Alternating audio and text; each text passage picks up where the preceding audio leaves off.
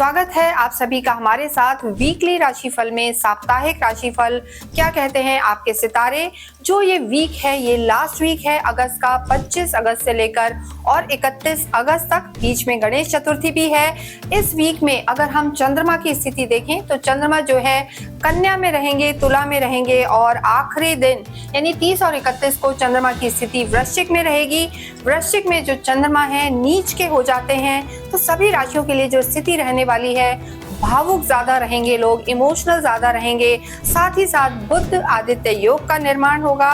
लक्ष्मी नारायण योग का क्या होगा और शनि और मंगल की जो एक दूसरे पर दृष्टि है इसका क्या होगा, आइए हम देखते हैं। इस वीडियो में हम बात करेंगे साप्ताहिक राशिफल और उसमें भी तुला राशि और तुला लगन के लिए अगस्त का ये लास्ट वीक क्या कहता है, कैसा रहेगा।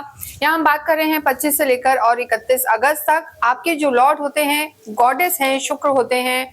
और अगर हम आपके चार्ट की बात करें तो मंगल आपके 12th हाउस में है, 11वें भाव में आपके केतु और सूर्य हैं, शुक्र बुध आपके 10th हाउस में है और भाग्य में गुरु विराजमान है, पंचम में राहु है और जो शनि है वो 6th हाउस में बैठे हुए हैं। लेकिन साप्ताहिक राशिफल के लिए मून को देखना बहुत जरूरी है और चंद्रमा की स्थिति कन्या में रहेगी, तुला में और वृश्चिक में रहेगी। लेकिन आपके लिए अगर हम देखें तो जो वीक की स्टार्टिंग है तुला राशि के लिए, तुला लगन के लिए इन्हें सावधानी बरतने की जरूरत है, क्योंकि चंद्रमा जो है 25, 26, 27 को आपके 12वें घर में रहेंगे, त्रिक भाव में रहेंगे और त्रिक भाव में यानी 12th हाउस में चंद्रमा जो है मून कमजोर हो जाते हैं। हालांकि मंगल के साथ हैं, लक्ष्मी योग बना रहे हैं, लेकिन किसी भी तरीके का आपको अगर कोई मेजर डिसीजन लेना हो तो इन दिनों को आपको टालना है, स्वास्थ्य का भी ध्यान रखना है।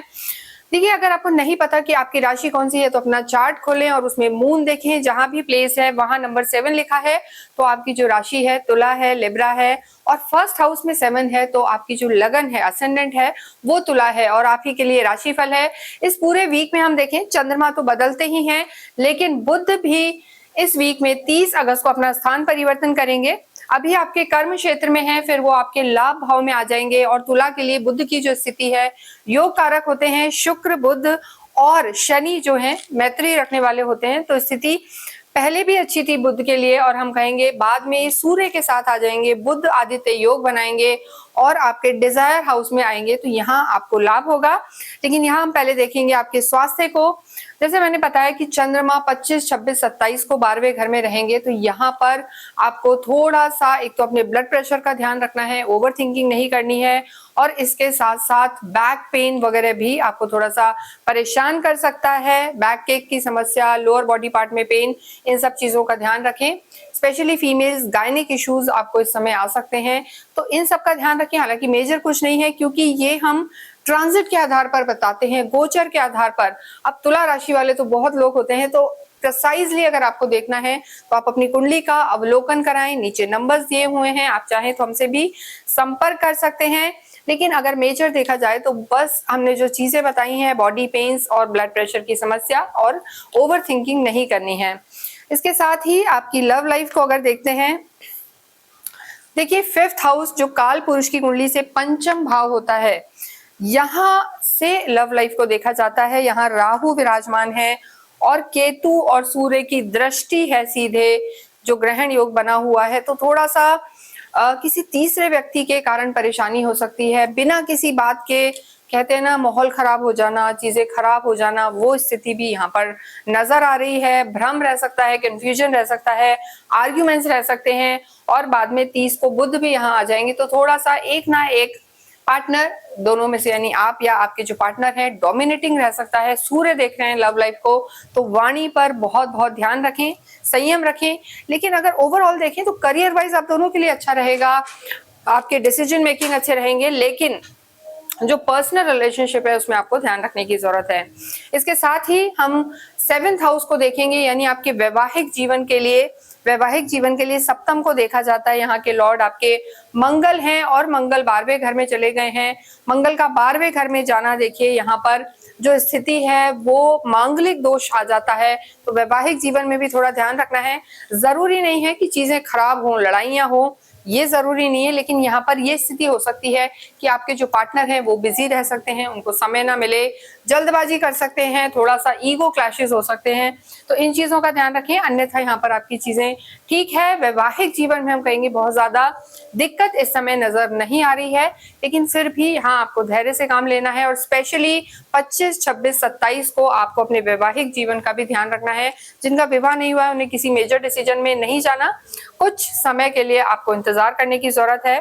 वर्क प्लेस की अगर हम बात करें, देखिए 10th हाउस जो होता है यहाँ से कर्म क्षेत्र को देखा जाता है। शुक्र बुध यहाँ पे विराजमान है, लेकिन अगर आप जॉब में हैं तो भी हम यही 10th हाउस देखेंगे। आपका कार्य है, प्रोप्राइटर है, आप ओन बिजनेस है तो भी 10th हाउस देखेंगे।